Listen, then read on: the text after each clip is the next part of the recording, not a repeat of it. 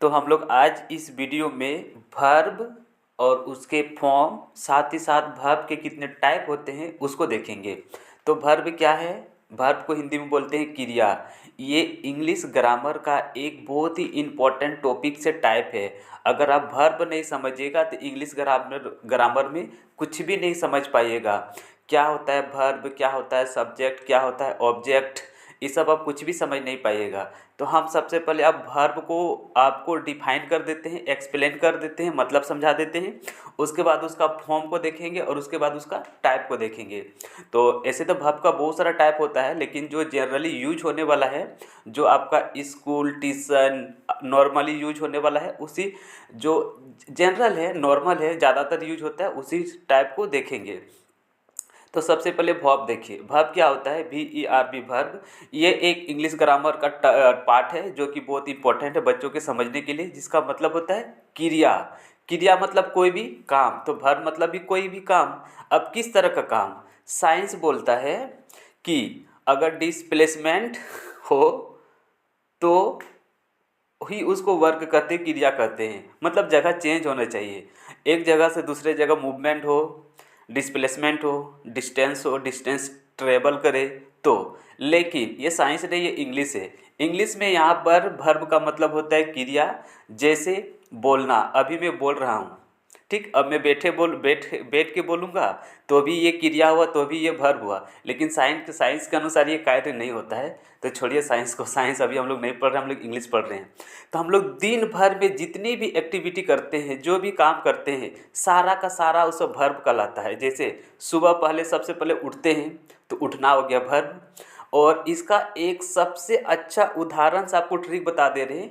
Verb मतलब जितनी भी वर्ब होती है, जितनी भी क्रिया होती है, उसका लास्ट में आपको मिलेगा ना ना ना ना ना। अगर ना देखिएगा हिंदी में तो वो आपका जो वर्ड है, शब्द है, वो है वर्ब। इसी ना को जब हम ट्रांसलेट में पढ़ेंगे, जब हम ट्रांसलेट पढ़ते लिखते हैं, तो ये ना ठो बन जाता है ता। वह पढ़ता है। पढ़ना क्या हो गया? हिंदी में बोलेंगे पढ़ना, वो भी हिंदी में ही बोलेंगे, पर बिना ट्रांसलेट का पढ़ेंगे ना तो पढ़ना, पढ़ना हो गया वर्ब। लेकिन पढ़ता, यही ताठ हो आ जाता है ट्रांसलेट में, तो वो भी वर्ब ही है। तो हम सबसे पहले एग्जाम्पल लेके बताएं कि सुबह उठना, उठना वर्ब है। ब्रश करना, देखो लास्ट में ना आया, वर्ब है। चलना मतलब जाना, लास्ट में ना आया, वर्ब है। हंसना, हंस रहे हा रावण जैसा, तो लास्ट में ना आया, वर्ब है। रोना, पूरा रो दो क्या करें, बहुत प्रॉब्लम है, तो रोना लास्ट में ना आया, ये भी वर्ब है। तो जिस जिस जिस जिस शब्द में लास्ट में ना आता है, ज़्यादातर नहीं, लगभग वो वर्ब ही होता है। एग्जाम्पल बता दिए, पढ़ना, खेलना, हंसना, रोना, जाना। इंग्लिश में प्ले, प्ले एक वर्ब है। प्ले मीन्स खेलना, लास्ट में ना आया ना, प्ले, PLAY प्ले। उसके बाद लिखना, पढ़ना, हंसना, टहलना, बात करना, काम करना, प्यार करना, ये सब सारा का सारा क्या है? वर्ब है। तो हम लोग इसको वर्ब देख लिए, पहचानेंगे कैसे? लास्ट में हिंदी में रहेगा ना, और वही ट्रांसलेट में ता। ये क्या चीज़ को शो करता है? एक्टिविटी को शो करता है। आप दिन में जो एक्टिविटी करते हैं उसको शो करता है, काम को शो करता है कि क्या क्या काम कर रहे हैं। आप हाथ हिला रहे हैं तो हाथ हिलाना वर्ब हो गया, देख रहे हैं तो देखना वर्ब हो गया, ऑब्जर्व कर रहे हैं किसी भी चीज़ को, उसके बाद चलना, पढ़ना, लिखना, सारा का सारा वर्ब हो गया। अब देखिए हम इस वर्ब का फॉर्म देखेंगे कि वर्ब का कितने फॉर्म होते हैं। तो अब ज़रा ये बताइए कि वाटर जो होता है, पानी, उसके कितने फॉर्म होते हैं, कितने स्टेज होते हैं, कितनी अवस्थाएं होती हैं? तो पानी का 3 अवस्था होता है, सॉलिड, लिक्विड, गैस, ठोस, द्रव और गैस। तो हम यहाँ बोल सकते हैं पानी का 3 गो रूप। पानी का कितना रूप होता है? 3। कौन कौन सा? ठोस, द्रव और गैस। अब अगर आप 19 सेंचुरी के अगर होंगे तो 19 सेंचुरी में देखे होंगे कि शक्तिमान का भी 2 गो फॉर्म था, 2 गो रूप था, एक गंगाधर और एक शक्तिमान। और इससे भी मॉडर्न, इससे भी ओल्डेस्ट होंगे 19 सेंचुरी से पहले भी। तो उस समय भी देखना जो क्या बोलते हैं, टीवी में मैजिक शो वगैरह आता था, उसमें ना एक आदमी, जैसे एग्जांपल मान लीजिए ना, नागिन लोग, उन लोग का बहुत सारा फॉर्म होता है, बहुत सारा रूप होता है। कभी वो अपने मंत्र से नाग बन जाता है, कभी नागिन बन जाता है, कभी किसी का रूप ले लेता है। जैसे एग्जाम्पल में फिल्म मान लीजिए जानी दुश्मन, जो कि सनी देओल लोग का है। उसमें देखिएगा जो नाग होता है, कभी वो अक्षय कुमार का रूप ले लेता है, कभी वो लड़की का रूप लेता है, कभी वो वेद जी का रूप ले लेता है, कभी किसी और एक्टर का रूप ले लेता है। तो ये सब क्या हो गया? रूप। ये सब हो गया फॉर्म। उसी तरह जो वर्ब होता है उसका भी 5 फॉर्म है। वाह! अब वर्ब का भी 5 फॉर्म, सोचिए वर्ब का भी 5 फॉर्म। तो डरिए मत, आप हमको सब फॉर्म बता देंगे, ठीक है। फर्स्ट फॉर्म को बोलेंगे V1, सेकेंड को V2, थर्ड को V3 और फोर को V4, उसके बाद V5। इसमें से आपको V1, V2, V3 ये 3 को ही याद करना होगा, रटना होगा, समझ लीजिए। इसके बिना कोई आपका टेंस ना चलेगा, ग्रामर ना चलेगा, ट्रांसलेट ना चलेगा। V1, V2, V3 तो आपको रटना ही पड़ेगा। V1 तो आप जिस समय सीखिएगा उसी समय याद हो जाएगा। जब आप ट्रांसलेट वगैरह पढ़ने लगिएगा तब V2 और V3 का यूज होगा। V4, V5 ये सब ईजी है, ये सब को याद करने में ज़्यादा प्रॉब्लम नहीं होता है। तो हम ये बता दें कि वर्ब होता है उसका 5 रूप होता है, V1, V2, V3, V4। यहाँ पे लिखा गया है, देखिए कौन कौन सा है। सो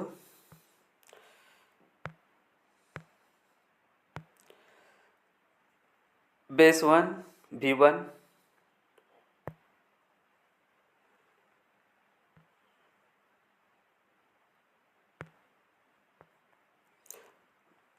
बेस 1 V1 में लिखा है गो, ईट और राइट। गो मतलब जाना, ईट मतलब खाना और राइट मतलब लिखना। ये सब V1 है। इसी का V2 कर देते हैं, तो गो का V2 कर देंगे तो वेंट, और V3 कर देंगे तो गॉन, और V4 कर देंगे तो यहाँ पे हो गया गोइंग, और V5 कर देंगे तो गोज हो जाएगा, GOES। गोज में, गो में ES लगता है।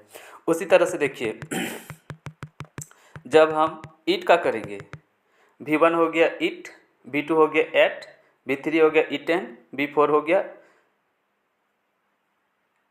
ईटिंग, और V5 में एस लग जाएगा, इट्स हो जाएगा। उसी तरह से और एग्जांपल वो लास्ट देख लेते हैं। V1 हो गया राइट, V2 हो गया रॉट, V3 हो गया रिटन, और V4 हो गया राइटिंग। और एक होता है V5 राइट्स। ये 5 रूप होता है, पर यहाँ पे हम 4 लिखे, आपको बता देंगे 5 होता है। राइट, रॉट, रिटन, गो, वेंट, गॉन, ईट, एट, इटन। 3 तक बोले, अब पाँचों मिला के बोल रहे हैं। Go, went, gone, goes, going, eat, ate, eaten, eating, eats. उसके बाद write, wrote, written, writing, reads. ये हो गया 5 फॉर्म। तो वर्ब का 5 फॉर्म होता है, सब आपको अब इसमें याद कर देना। हम एक अलग से वीडियो बनाएंगे जिसमें वर्ब का 5 फॉर्म कैसे, 3 फॉर्म को कैसे याद करना किया जाता है वो भी बताएंगे, V1, V2, V3 को। तो नेक्स्ट बढ़ते हैं, हम लोग देख लिए कि वर्ब के 5 फॉर्म होते हैं, V1, V2, V3, V4। जितने भी वर्ब होते हैं, चाहे वो पढ़ना हो, रीड हो, राइट हो, वॉक हो, रीड, रेड होता है, कम, केम, कम होता है, राइट, रॉट, रिटर्न होता है, कट, कट, कट होता है, पुट, पुट, पुट होता है, ये सब बहुत सारा V1, V2, V3 होता है। तो हम लोग इसको बाद में देखते हैं। अब हम लोग आगे बढ़ते हैं। टाइप ऑफ वर्ब, वर्ब के कितने टाइप होते हैं? ऐसे वर्ब के तो बहुत सारे टाइप होते हैं, लेकिन हम वही देखेंगे जो इम्पोर्टेंट है।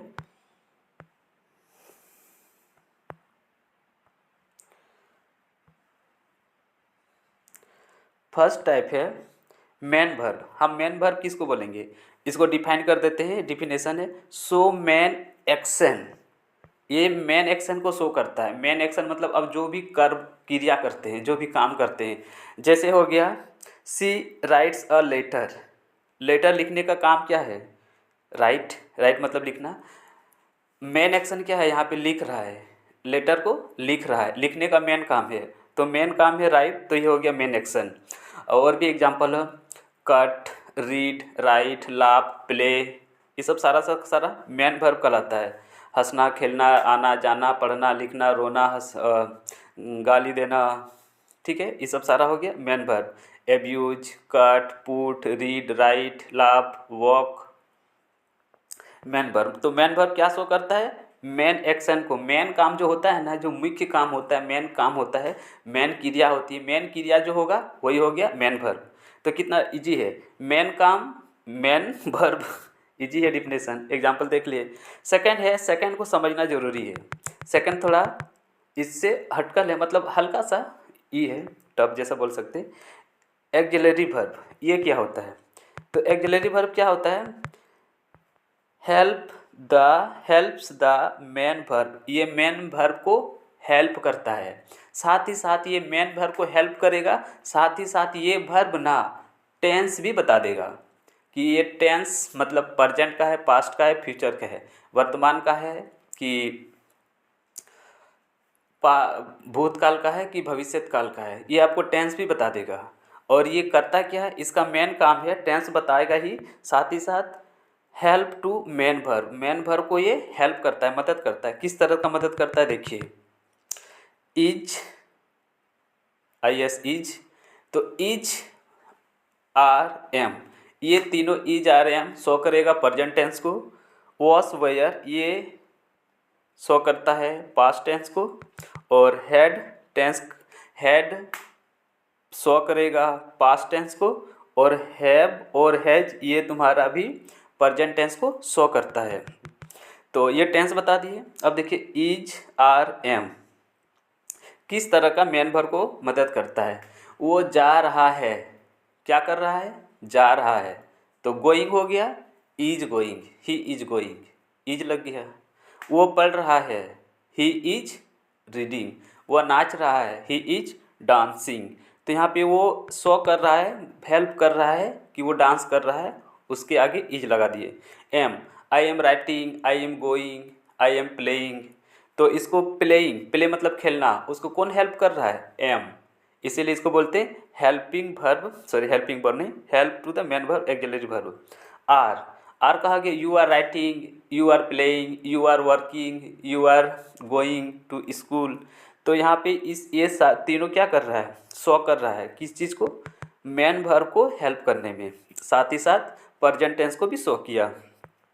हैव और हैज, हैव और हैज भी प्रेजेंट टेंस को शो करता है। ये प्रेजेंट परफेक्ट कंटिन्यूअस में भी लगता है और प्रेजेंट परफेक्ट टेंस में भी लगता है।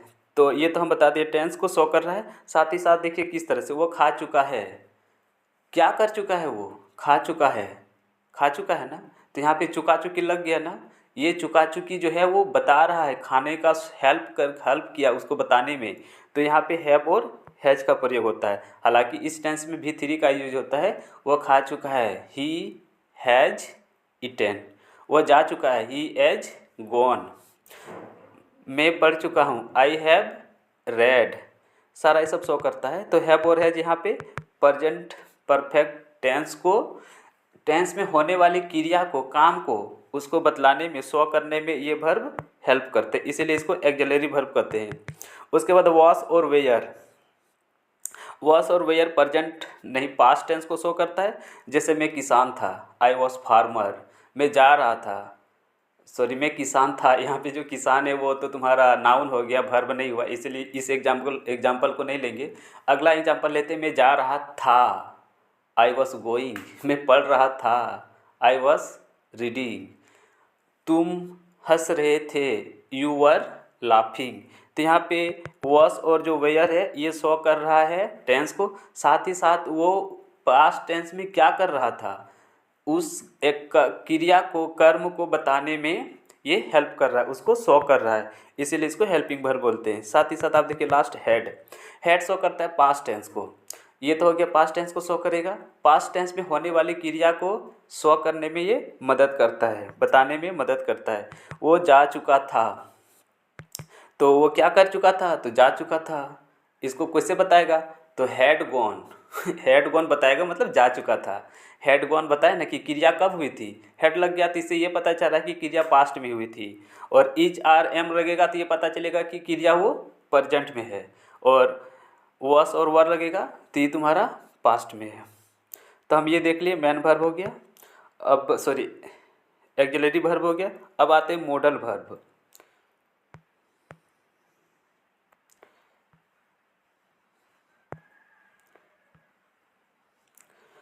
तो मॉडल वर्ब बहुत ही ज़्यादा इम्पोर्टेंट है।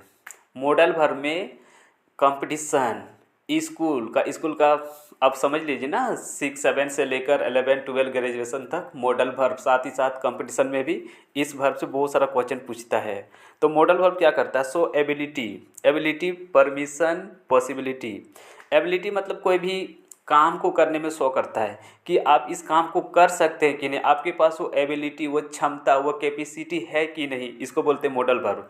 जैसे मैं पढ़ सकता हूँ, आई कैन रीड, मेरे पास क्षमता है कि मैं पढ़ सकता हूँ। मैं इस एबल में हूँ, कैपेसिटी को है मेरे अंदर वो एबिलिटी है कि मैं पढ़ सकता हूँ। मैं कुछ ये काम कर सकता हूँ, काम करने के पास उसके पास एबिलिटी है, पर ये काम करने के पास उसके पास कैपेसिटी है कि वो काम को कर सकता है। उसके बाद परमिशन, परमिशन मतलब होता है किसी भी चीज़ को परमिशन लेना, ये फॉर्मल इनफॉर्मल दोनों होता है। जैसा हम लोग यूज करते हैं स्कूल में, may I come in sir, तो मैं क्या हो गया? परमिशन मांग रहे सर से, क्या हम अंदर आए, तो ये परमिशन हो गया। पॉसिबिलिटी, पॉसिबिलिटी होती है संभावना, ये भी 2 3 प्रकार का होता है। फिलहाल अभी इतने समझ लीजिए कि क्या आज बारिश हो सकती है, पॉसिबिलिटी है कि नहीं। एक तरह का आप इसको अगर गणित के टीचर, गणित के स्टूडेंट या जानकार होंगे, टीचर होंगे, तो ये प्रायिकता को भी शो करता है, प्रायिकता, पॉसिबिलिटी। तो ये हो गया पॉसिबिलिटी कि आज क्या आज बारिश हो सकती है, इस तरह का सेंटेंस इस तरह का शो करता है। पॉसिबिलिटी शो हो गया, परमिशन हो गया, परमिशन मांगना, उसके बाद एबिलिटी क्षमता को शो करता है। तो इन सबको बोलते हैं मॉडल वर्ब, मतलब इसमें जितने भी क्रिया होती है इन सबको बोलते हैं मॉडल वर्ब। कैन, कैन किसी भी एबिलिटी क्षमता को शो करेगा। आई कैन गो, मैं जा सकता हूँ। आई कैन गो दिल्ली, मैं दिल्ली जा सकता हूँ। I can read this sentence, मैं इस सेंटेंस को पढ़ सकता हूँ। मैं क्या बोले, वही परमिशन मांगने में, may I come in, may I go to outside. Must, must होता है आवश्यक, बहुत ही ज़्यादा आवश्यक। मस्ट मतलब कंपलसरी को शो करता है, तुमको ये करना है तो करना है। यू मस्ट पे टैक्स, आपको टैक्स देना होगा। ये मस्ट मतलब बहुत ही कंपलसरी है कि आपको करना है तो करना है। मस्ट मतलब बहुत ज़्यादा अधिक संभावना, संभावना नहीं, बस बहुत ज़्यादा ज़रूरी है, मस्ट का यूज करेंगे। शुड मतलब चाहिए। आई शुड प्ले, मुझे खेलना चाहिए, है ना। और यहाँ पे विल आ गया है, तो विल भी तुम्हारा शुड और विल फ्यूचर टेंस को शो करता है, साथ ही साथ ये सब में शो कर जाएगा तुम्हारा एबिलिटी, परमिशन, पॉसिबिलिटी। तो ये सब हो गया सारा मॉडल वर्ब। यहाँ तो बहुत सारा मॉडल वर्ब हम कम लिखे, मॉडल वर्ब का एक अलग ही चैप्टर है, अलग ही किताब है, इसमें बहुत सारा मॉडल वर्ब है। ठीक, यहाँ पे कुड नहीं है, कैन है तो कुड नहीं है, मे और मस्ट है तो माइट नहीं है, शुड है, शुड और विल है, और भी वुड टू, हैव टू सब वगैरह नहीं है, वुड वगैरह नहीं दिया हुआ है इसमें। तो वो सब हम जब वर्ब का क्लास लेंगे तब अलग से बताएंगे। फिलहाल आप देखिए, जो एबिलिटी, परमिशन, पॉसिबिलिटी को शो करे उसको बोलते हैं मॉडल वर्ब। आगे देखते हैं, और 2 चीज़ बता हुआ है।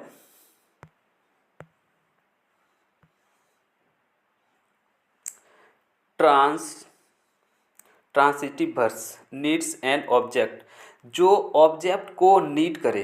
अब ऑब्जेक्ट बोलिएगा क्या है सर, ऑब्जेक्ट को आप समझ लीजिए, क्या, किसको, कहाँ। सेंटेंस में क्या, किसको, कहाँ से क्वेश्चन पूछिए, जो आपका आंसर मिलेगा वही कहलाता है ऑब्जेक्ट।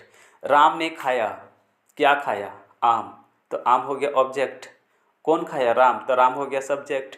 और खाया ना क्रिया, खाना मतलब क्या आ गया, खाना लास्ट में ना आ गया, तो ये ना हो गया क्रिया, मतलब खाना हो गया क्रिया, तो खाना, खाता, क्रिया हो गया। ऑब्जेक्ट क्या खाया, क्या से आंसर मिल रहा है, आम खाया, तो हो गया मेरा सब्जेक्ट। और कौन खाया, राम खाया, तो राम हो गया सब्जेक्ट। तो सब्जेक्ट बता दिए। यहाँ पे ऑब्जेक्ट को नीड करे मतलब आवश्यक बता दिए। जैसे एग्जांपल लेते हैं तो समझ में आएगा। सी रीड्स अ बुक, यहाँ पे अ बुक जो है वो मेरा ऑब्जेक्ट है, ठीक है। अ बुक यहाँ पे मेरा ऑब्जेक्ट है, इसको नीड करेगा। नीड मतलब ज़रूरत, क्या ज़रूरत है, रीड्स, पढ़ने का ज़रूरत है। किताब क्या होता है, पढ़ने का ज़रूरत है। तो यहाँ पे रीड्स जो मेरा हो गया वो मेरा ट्रांजिटिव वर्ब हो गया। फिर नेक्स्ट आते हैं, देखो इंट्रांजिटिव वर्ब, मतलब कि does not need an object. इस वर्ब का ऑब्जेक्ट के साथ कोई भी नीड, कोई भी ज़रूरत नहीं पड़ता है, इसको बोलते हैं ट्रांजिशन वर्ब। उसके बाद यहाँ पे और भी वर्ब होता है, जैसे इन्फिनिटिव वर्ब वगैरह नहीं दिया गया है, इसमें वर्ब के आगे टू लग जाता है, उसको इन्फिनिटिव वर्ब बोलते हैं। तो यहाँ पे देखिए does not need an object, object को इस वर्ब की ज़रूरत नहीं पड़ती है। एग्जाम्पल पे देखिए the baby slips, baby slips, the baby slips, यहाँ पे वर्ब हो गया स्लिप्स, ठीक। लेकिन ऑब्जेक्ट क्या है, ऑब्जेक्ट तो मेरा हो गया बेबी, अच्छा सॉरी ये ऑब्जेक्ट नहीं, द बेबी तो मेरा सब्जेक्ट है, ऑब्जेक्ट इसमें है ही नहीं। तो यहाँ पे ऑब्जेक्ट हम बोलेंगे है ही नहीं इस सेंटेंस में, तो ऑब्जेक्ट का तो जरूरत ही नहीं पड़ा है ना, इस भर में ऑब्जेक्ट का जरूरत नहीं पड़ा, इसलिए does not need an object. तो इस भर में ऑब्जेक्ट का जरूरत नहीं पड़ता है, उसको बोलते हैं intransitive verb, the baby sleep. Next और लास्ट देख लेते हैं, वो है अ वर्ब शो एक्शन और स्टेट ऑफ बीइंग। एक जो वर्ब होता है वो एक्शन और बीइंग, स्टेट ऑफ बीइंग को शो करता है। ये मेरा डिफिनेशन था यहाँ तक। तो ये वर्ब का छोटा मोटा इंट्रोडक्शन वीडियो लेके आए थे हम आपके पास। असल में वर्ब बहुत बड़ा है, ग्रामर का हाँ इंग्लिश ग्रामर का पार्ट है। आप पढ़िएगा तो आपको 4-5 क्लास से एबव लगने वाला, अगर डिफिनेशन डिटेल में पढ़िएगा तो। कंपटीशन में इससे ज़्यादा परीक्षा में बहुत क्वेश्चन आता है। ये जो हम आपको नॉलेज दिए ये आपको 10 लेवल तक ही ठीक है, छोटा मतलब ये बेसिक है, जो हम आपको बताएं वो बेसिक है। हाई लेवल पढ़ना है तो फिर उसके लिए किताब, स्कूल, टीचर, इंग्लिश वगैरह वगैरह है। ठीक है, चलिए हम आपसे विदा लेते हैं। Thank you, that's all. Video में बने रहने के लिए।